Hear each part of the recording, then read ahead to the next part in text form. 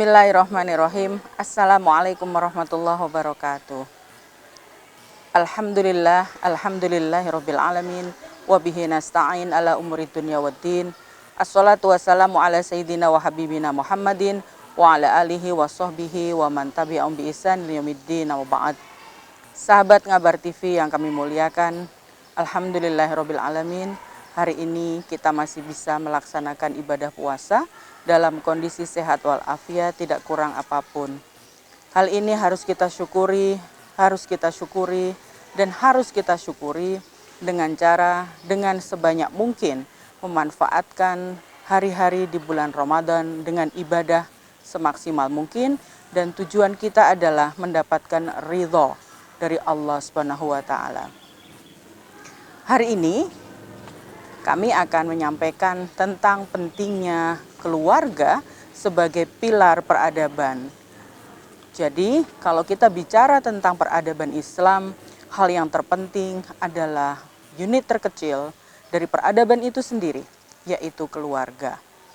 Bahkan kalau kita lihat, tegaknya sebuah bangsa, majunya negara, itu adalah penyokong pentingnya adalah keluarga. Keluarga-keluarga di Indonesia, kita harapkan SDM ke depan berasal dari negara-negara yang maju, yang ditopang oleh mereka negara yang sangat peduli kepada masing-masing keluarga. Istilahnya dalam negara kita disebut ketahanan keluarga. Jadi negara kita sudah memiliki konsep tentang ketahanan keluarga yang sesungguhnya dalam agama kita sudah sejak awal digariskan oleh para ulama tentang apa itu sebuah keluarga. Maka kalau kita lihat para ulama sangat detail sekali bicara tentang keluarga, yang itu diawali dengan pentingnya sebuah perkawinan yang sah. Misalnya kita lihat ya, dari kitab-kitab yang kita baca dan kita pelajari. Misalnya di pesantren kita ini, kita tahu, kita semuanya belajar kitabnya Ibnu Rushd, Bidayatul Mujtahid wa Nihayatul Muqtasid, yang di dalamnya kita belajar juga tentang babun nikah. Nah, bicara tentang keluarga, kami sampaikan tadi adalah pentingnya juga babun nikah, memahami tentang ilmu menikah. Jadi misalnya Nabi mengatakan pentingnya keluarga itu diawali dari ilmu yang harus dimiliki oleh para remajanya. Ya, kita tahu bahwa Nabi saat itu berbicara dengan para remaja. Ya ma'syarasy syabab man istata'a minkumul ba'ah falyatazawwaj fa innahu aghaddu lil basari wa ahsanu lil farj faman lam yastati' fa alaihi bisawm fa inna lahu wija. Rawahu Bukhari. Wahai para remaja, jika engkau memang mampu menikah, menikahlah. Sesungguhnya dengan menikah itu kalian semuanya akan terjaga kehormatannya dan kesucian kalian. Sehingga dari situ Nabi mengatakan bahwa dengan adanya pernikahan, dengan adanya perkawinan, kalian akan membentuk keluarga dan peradaban-peradaban muslim yang di situ akan kita semai ya. Dari keluarga itu akan lahir generasi-generasi muslim dan generasi muslimah. Yang di situ ada ayah, ada ibu, ada totalitas perhatian dan juga pengetahuan dari sebuah keluarga. Yang itu kita tahu bahwa kalau dalam Islam ada hak dan kewajiban. Kewajiban ayah sudah dijelaskan, kewajiban ibu juga sudah dijelaskan oleh Nabi.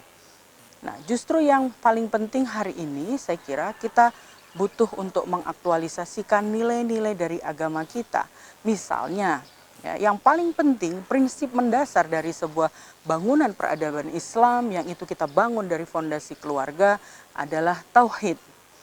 Tauhid itu adalah mengesahkan Allah, tidak syirik, ya, tidak menduakan Allah. Apa maknanya? Maknanya adalah orang tua harus menghujamkan kepada dada anaknya, putra-putrinya, landasan keyakinan totalitas hidup kepada Allah Subhanahu wa taala. Dia tidak akan pernah takut menghadapi kehidupan ini. Kenapa? Karena sesungguhnya benteng terpenting dari kehidupan masa depan anaknya hari ini dan masa depan itu adalah Allah Subhanahu wa taala. Jika di dalam dada anak kita, putra-putri kita sudah ada landasan tauhid, maka insya Allah ke depan perjalanan hidup anak kita menjadi insya Allah mendapatkan petunjuk dari Allah. Kemudian yang kedua, ajarkan kepada anak dan putra-putri kita keindahan tentang berkasih sayang kepada keluarga. Ya, kasih sayang ini jika anak kepada orang tua adalah lebih kepada penghormatan. Ya, lebih kepada penghormatan. Anak juga tahu kewajibannya kepada orang tua juga tahu kewajibannya kepada anak. Bahkan agama kita saya kira sudah sangat detail sekali berbicara tentang misalnya hal yang mungkin menurut saya hal ini sesuatu yang sudah banyak kita abaikan. Anak putra, anak putri misalnya harus disendirikan ruang tempat tidurnya. Kemudian ketika dia sudah mulai dewasa, kita masuk ke kamarnya pun harus dengan izin. Jika dia anak kita tanpa memberi izin ke kita, tidak memberi izin, maka kita juga tidak boleh masuk ke kamarnya. Ini bagian dari privasi bahwa kita menghormati anak-anak kita. Ya, jadi yang pertama adalah tauhid, yang kedua adalah birrul walidain. Dan yang ketiga adalah akhlak. Jadi akhlak di sini mari kita lihat akhlak kepada Allah, akhlak kepada Rasul, akhlak kepada sesama. Yang kita lihat yang sekarang banyak sekali mulai pudar. Ya, jadi kalau kita lihat di dalam kehidupan sehari-hari kita sering sekali, barangkali kalau tradisi di Jawa itu ada tradisi mau lewat saja menunduk dan nyuwun sewu begitu. Nah, ini sudah mulai pudar di kalangan anak-anak milenial kita. Ya, akhlak yang paling mendasar kepada anak-anak kita yang perlu ditanamkan adalah beradab dalam menuntut ilmu.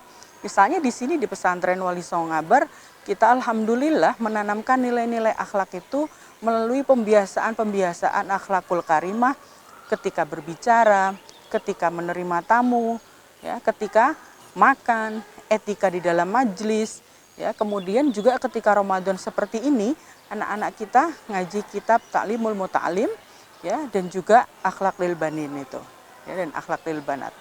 Jadi kita semua kalau menginginkan peradaban Islam itu maju, maka kunci utamanya adalah dari pilar keluarga. Maka mari kita lihat di dalam Al-Quran, di dalam surat At-Tahrim ayat 6, ya ayyuhalladzina amanu qu anfusakum wa ahlikum nara.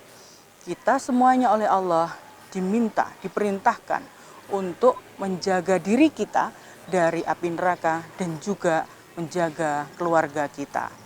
Untuk itu, mari kita semuanya di bulan Ramadan ini memperbanyak doa dan memperbanyak kesungguhan kita dalam bermunajat, mendoakan anak-anak kita, ya, anak-anak kandung kita dan juga anak-anak didik kita, para santri kita, para ustadzat kita, para asatid kita, mudah-mudahan semuanya menjadi orang-orang yang bermanfaat dan diridhoi hidupnya, sukses dunia dan akhirat. Terima kasih. Selamat puasa Ramadan. Mudah-mudahan kita semuanya nanti bisa bertemu dengan Ramadan yang akan datang. Mohon maaf atas segala kekurangan. Wal afwu minkum. Assalamualaikum warahmatullahi wabarakatuh.